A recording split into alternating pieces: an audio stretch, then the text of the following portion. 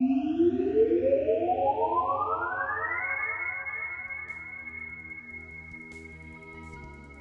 again. On today's episode of Fundamental Fantasy, we'll be covering emotional responses. Why is this important, you may ask? Well, to put it simply, it doesn't much matter what emotional response is generated for the most part, oddly enough. So long as your audience feels something significant, whether it's sadness, fear, bloodlust, or anger, the only real important part here, to a pretty significant degree, is that you're able to generate an emotional response in the audience at all, and in particular, a significant emotional response at that. A game, a movie, a book, or any other form of media will be known and remembered so long as it draws forth significant emotional responses from those who partake of that media. That game that frustrated you so much because of how difficult it was will linger much longer in one's memory than the game which was mildly entertaining for a bit and then fell to the wayside. As such, we want to generate powerful emotional responses. Note that this doesn't mean that the emotional responses have to be good. You can't please all the people all the time, and the more intense a reaction becomes, the more polarized it's going to be within players. If everyone sort of likes a game mechanic, it's honestly not that good. It won't stand out, it won't gather interest, it'll soon be forgotten. If it's a powerful emotional response, then by the very nature of such, you'll get some players who love it and some who hate it, which is fine. What's important there is that some people love it, and for other players, there are other things for them to play.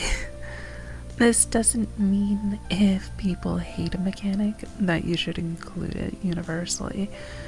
What it means is that you want to give your players options to pick the parts they particularly like so they can weave them together into the gameplay they want. Something universally applied, such as keeping track of your players' health, hit points, or otherwise some way to monitor whether they live or die. Well, you want that to be fairly neutral. In a case such as that, basic, fairly enjoyable, but nothing special mechanics are good. When people can't pick and choose how something works, you really want to aim for it to be as non-intrusive as possible. In a situation where the player has the opportunity to pick what they particularly want to play, now that's a different story. In those cases, you want to let players make the character they want to play. If they enjoy summoning armies to aid them, for example, then your goal here is to make mechanics which a summoner-styled player will absolutely adore. It doesn't matter if players who don't like summoners hate those same mechanics. If anything, that's a good thing because it means you have a niche set aside for a group of players to enjoy. Now, ideally, you would have a few different playstyles available for summoners in this example, where each speaks to a different type of player. Some players will like certain concepts and dislike others. This is natural and normal. Don't let it put you off if some players don't like a certain style of gameplay. Be concerned more if there's a player who can't seem to find a style that they personally enjoy.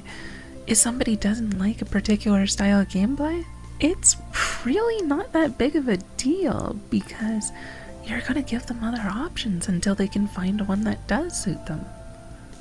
Aren't you? If you aren't, then we may have an issue. May being the key word there. We may have an issue. We may not.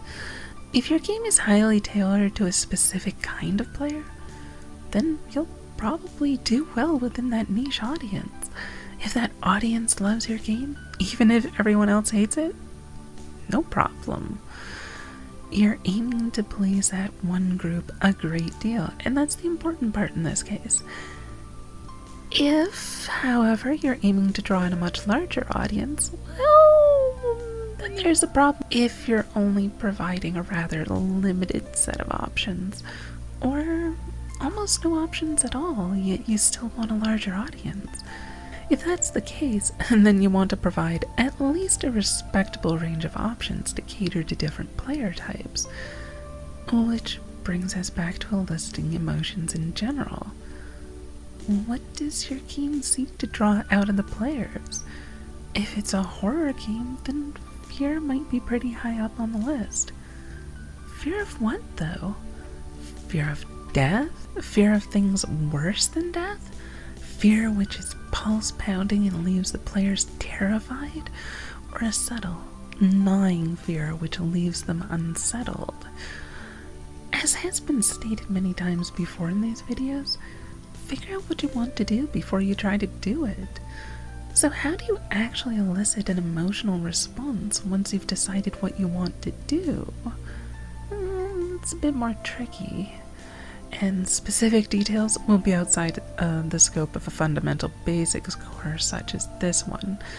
Each individual emotion has its own little quirks to it, and what works for one group may not work for another.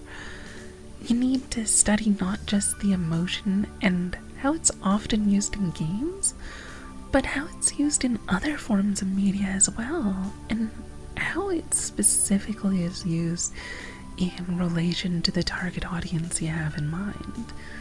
Note as well that a particular feeling may not be important to your entire audience, but only a smaller subset of those who play your game.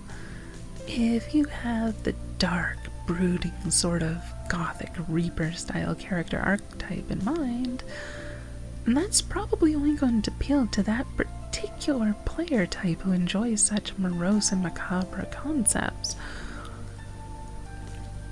You don't need to force such upon your heroic leader, for example, because they simply aren't really interested in that type of a character, nor that type of gameplay. The concept of emotional responses tends to be fairly consistent, however. It doesn't matter if it's a book or a movie or a game, the methodologies utilized to draw out certain emotions are mostly standardized, and as such, you can tend to study other forms of media to gather up the specific aspect you're trying to create.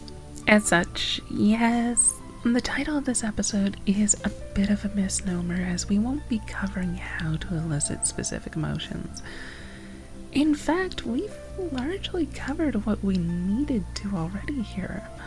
That drawing out emotions is an important part of game design, to figure out which emotions you want to elicit in the first place, and which groups you're aiming to draw those reactions from.